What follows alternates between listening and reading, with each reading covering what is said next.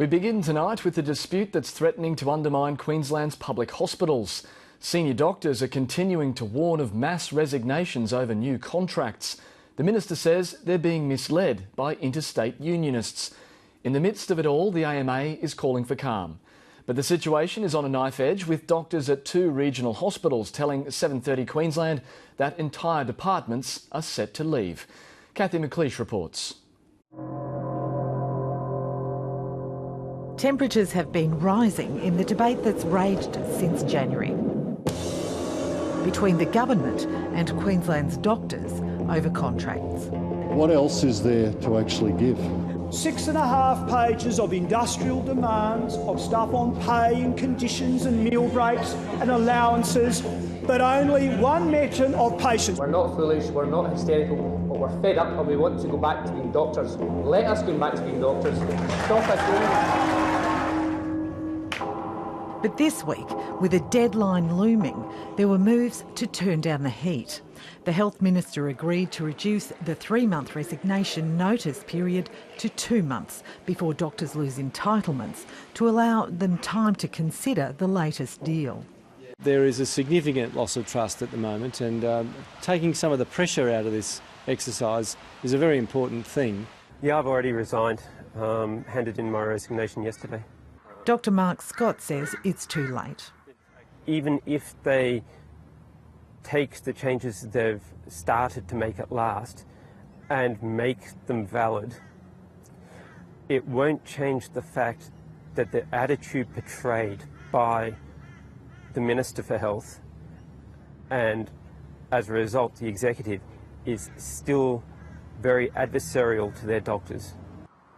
The staff specialist at the Caboolture Hospital Emergency Department says if there's no resolution, he won't be alone. The vast majority of consultants in the emergency department are joining the mass resignation campaign and signing documents and sending them into the union. Just hours earlier, doctors had predicted the move to close Caboolture's emergency ward because of a chronic doctor shortage. In 2006, at the height of the Queensland health crisis, Dr Scott was the only doctor left when the Caboolture Emergency Department closed due to a doctor shortage. A medical consultancy company was brought in. It cost them $7.8 million to keep the doors open for 1 year for one department.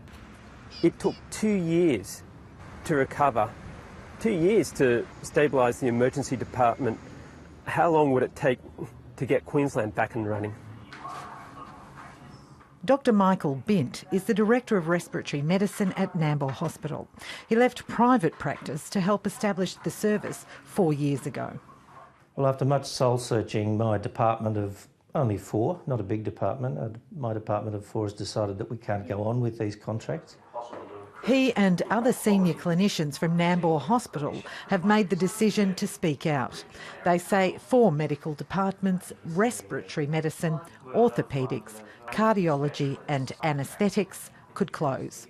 1 July 2014, there will not be an orthopaedic department at Nambour General unless there are contingencies in place. About 80% of the department say they're submitting a resignation. 90% of the department, and I'm with them, feel that they need to mass resign. So that's the desperately sad situation. The standoff has hinged on access to the Queensland Industrial Relations Commission for unfair dismissal, security of contracts and negotiations over performance targets or KPIs. The problem with this is that these KPIs are being put in place in the contract as they are, but they can be changed at any time after this contract's been signed. So I'm quite happy to have goalposts to work towards, but I'm not happy for those goalposts to be continually moved. I don't really want to resign, but I also can't continue to work if I don't have ability to manage my patients to best practice. Managers can step in, potentially, and say you cannot use what you want to use, even though I think that's the best interest of the patient. After a series of protest meetings, the Minister returned to the table and offered an addendum to the contract. The doctors say it's a missed opportunity. The Minister wrote me, and I'm sure many doctors, a letter explaining that he would change the Hospital and Health Boards Act, which I have to say I was so pleased to hear.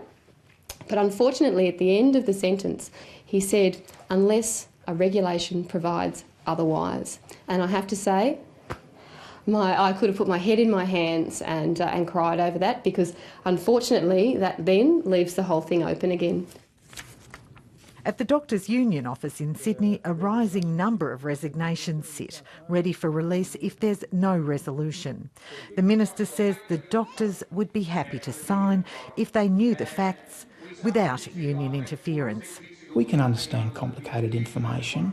We can understand different legal opinions, whether they're from government side, whether they're from union side, or whether they're completely independent opinions, as many of us have sought. I think the mass resignation is a very likely option, unfortunately. I really hope that the Minister is thinking about how we can avoid this lose-lose situation. If we don't do this, the patients suffer. It's terrible. It's truly terrible.